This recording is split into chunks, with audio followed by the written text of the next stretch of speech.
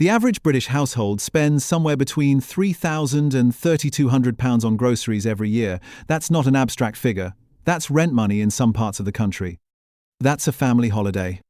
That's years of weekly shops, trolleys full of habit, contactless payments built on a silent contract, one that says the price on the shelf means something honest, the food is what the label claims it is, and somewhere in the corporate structure of the company that built that store on your high street, your interest at least makes the list. For some supermarkets, that contract is reasonably well kept. For others, the documented record tells a very different story. A government regulator launched one of the most significant grocery pricing investigations in a generation and found patterns in how supermarket loyalty schemes are structured that raised serious concerns about whether those headline savings are as real as the marketing makes them appear. One major British supermarket invented fictional farm names, printed them across product ranges, and constructed them carefully to make industrial-scale food feel like it came from somewhere real, until consumer groups started asking which farms those actually were, and found the answer didn't hold up. Two of the most familiar names in British grocery were acquired by private equity and investment groups, loaded with debt, restructured repeatedly, and sent on a trajectory of job losses and declining standards that you can feel the moment you step through their doors. What you're about to hear is the documented record. Not a single bad week. Not one damaging news cycle. The sustained, consistent pattern of 5 British supermarkets that have placed something: profit margins, logistics convenience, quarterly returns, brand optics ahead of the thing they owe every person who hands them money every week. We'll go through all 5, ranked from concerning to genuinely catastrophic. And at the end, we'll talk about where your money is actually worth spending, because knowing who to avoid is only half the job. Let's get into it. Before we do, if this kind of investigation is useful to you, hit like and subscribe. The algorithm rewards engagement, not good intentions. Now, number 5. Iceland. Iceland has a clear and effective pitch. Practical, unpretentious, the supermarket that doesn't try to sell you a lifestyle, just affordable food for real families, managing real budgets. For shoppers navigating genuinely tight finances, that pitch has genuine appeal. But here's what it leaves out. Iceland's product range is built overwhelmingly on ultra-processed food, frozen ready meals loaded with additives, processed meat products carrying some of the highest salt and sugar loads in British retail, convenience items assembled from industrial ingredients you'd never find in an actual kitchen. Nutrition researchers use a classification system called NOVA, which divides food into 4 groups based on processing level. Group 4, the top of the scale, covers food manufactured using industrial processes and ingredients, emulsifiers, stabilizers, artificial flavorings, modified starches. Ingredients that exist to extend shelf life or alter texture, not to nourish the person eating them. A substantial portion of Iceland's core range sits in Group 4. To be clear, frozen food is not inherently the enemy. Frozen vegetables retain nutritional value remarkably well. The issue is not the freezer format. The issue is what Iceland has chosen to fill its freezers with. And then there's the marketing. Iceland launched its Power of Frozen campaign, positioning the brand as sustainability, conscious, environmentally responsible, and ahead of the curve. Their palm oil removal commitment attracted significant positive press and earned them real public credit. But when consumer advocates and journalists looked closely at whether those commitments were consistently applied across the full product range, the picture turned out to be considerably more complicated than the headlines had suggested. Marketing claims attracted formal scrutiny, and the gap between the campaign messaging and the supply chain reality behind it raised questions the brand did not always answer cleanly. What makes Iceland's entry on this list particularly uncomfortable is the demographic it serves most heavily.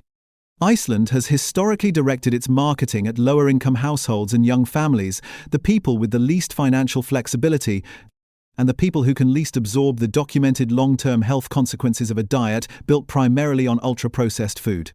Selling the most nutritionally compromised products to the consumers with the fewest alternatives is not simply a budget service. That is worth saying clearly and worth sitting with. Iceland is number 5 because its failures, while real and documented, are primarily failures of what ends up on the shelf. Number 4 is about what the label tells you about what's on the shelf and how much you're being asked to pay to believe it. Number 4. The Co-op. The Co-op has built something genuinely rare: a moral identity, member ownership, community reinvestment, fair trade sourcing. For many British shoppers, it's the supermarket you choose when where your money goes actually matters. Which is precisely why the documented record deserves your attention. In 2023 and 2024, the Competition and Markets Authority ran a significant grocery pricing investigation. The central question: are loyalty prices genuine discounts, or are standard prices set artificially high to make the savings appear more valuable than they are? The Co-op was examined. The CMA's published findings described a system generating, in their own words, complexity and confusion for consumers trying to assess genuine value. That is not a clean bill of health. Independent price comparison data consistently ranks the Co-op among the most expensive major UK supermarkets for an equivalent basket. The fair trade commitments are real for the products they cover. But they don't cover the whole shop, and the supply chain behind their own brand range uses the same industrial sourcing arrangements found at supermarkets, with no ethical positioning whatsoever. The Co-op asks you to pay for ethics. That creates a specific obligation to deliver them honestly and completely. When the evidence suggests a meaningful gap between the promise and the practice, that gap matters more here precisely because you're paying for the promise. Number 3. Tesco. Tesco is Britain's largest supermarket. Roughly £1 in every 4 spent on groceries in this country moves through their business. That scale carries proportional responsibility. In 2024, the CMA's loyalty pricing review found that Tesco's Clubcard pricing structure generated complexity and confusion for consumers trying to assess whether savings were genuine. When Britain's competition regulator publishes those findings about your pricing structure, that is not a minor footnote. Then there's shrinkflation, reducing product size while shelf prices stay the same or rise. This is documented industry-wide, tracked by the ONS, and catalogued by Which. Tesco is not the only supermarket doing it, but at 27% of the UK grocery market, Tesco's contribution touches more households than any other single retailer's could. And there's the quality tier question. Tesco's tiered own brand range implies meaningful quality differentiation between budget, standard, and finest. Former industry insiders have noted that finest and standard lines frequently move through the same supply chains, with differentiation occurring primarily at the packaging stage. In documented accounts, you are sometimes paying for a better box. Number 2. Morrisons. Morrisons started as a Bradford market stall in 1899 and grew into a supermarket with a genuinely distinct character: in-store butchers, fishmongers, on-site bakeries. An identity built on actual food, not marketing about food. In 2021, private equity firm Clayton, Dubilier and Rice acquired Morrisons for approximately £7 billion.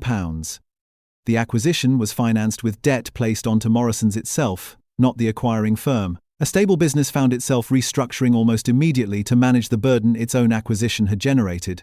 What followed is extensively documented: thousands of job cuts across 2022 and 2023, in-store counters disappearing from sites across the country, persistent stock availability problems, declining standards.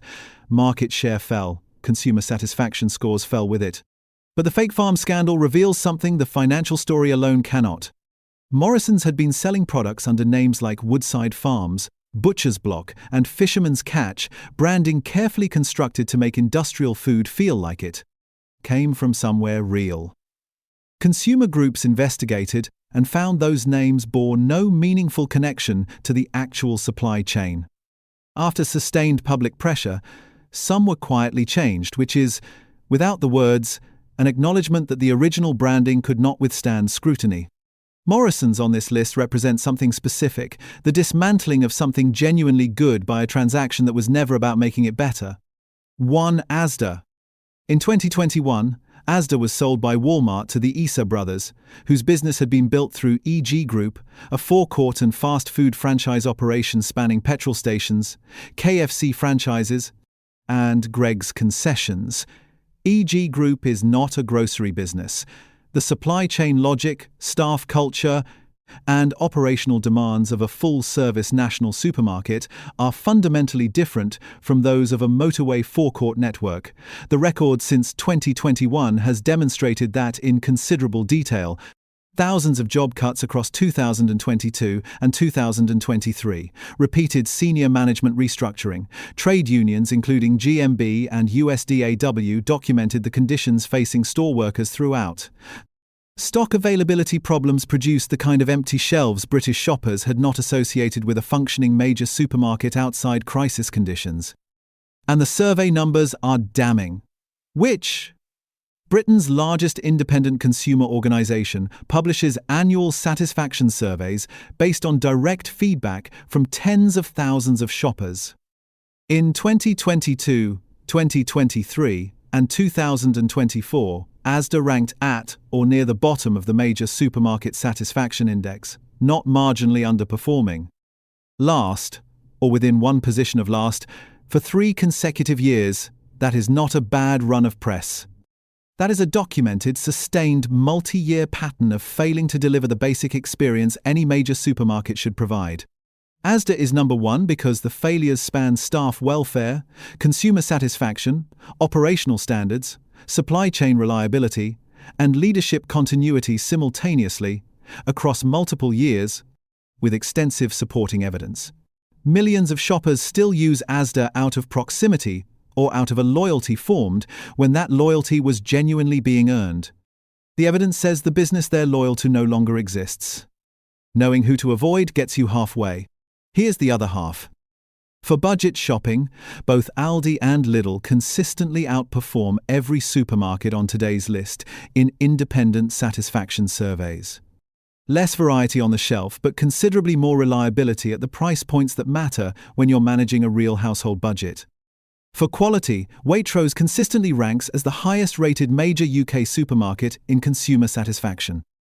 The John Lewis Partnership ownership structure creates different corporate incentives than private equity, and their sourcing transparency is more developed than anything behind today's 5 entries. M&S Food offers a genuinely high sourcing standard across a focused, well-managed range. The premium is real, and so is the quality behind most of what they sell.